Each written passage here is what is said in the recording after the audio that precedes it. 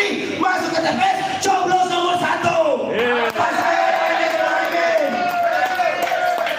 Itu langkah-langkah konkret. Setelah dicoblos tadi seperti dibilang Bu Narti, dilipat kemudian dimasukkan ke dalam kotak. Selanjutnya adalah harus dikawal, kawan.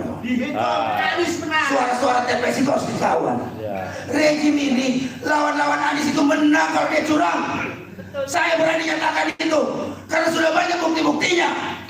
Pejabat-pejabat sekarang seharusnya mereka cuti. Mereka sekarang ikut semua kampanye tidak harus cuti.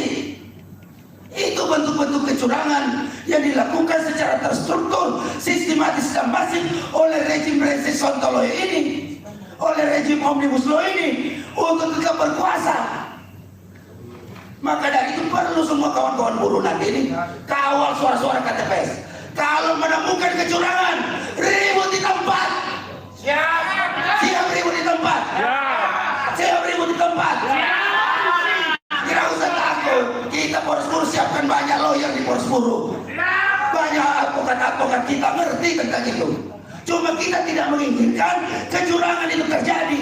Maka perlu kalian semua, kawan-kawan buruh yang ada di TPS-TPS, kawal itu suara. Kalau temukan kecurangan, ribut di tempat. Kalau kita tidak ribut, tidak akan menang, kawan-kawan. Saya mengutip pernyataan Anies ketika debat tadi malam. Ini saatnya untuk berubah.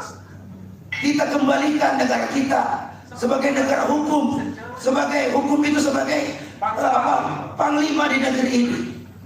Hukum yang mengatur kekuasaan, bukan seperti hari ini penguasa yang atur hukum. Ganjil tidak itu? Iya, hari ini yang terjadi hukum diatur oleh penguasa.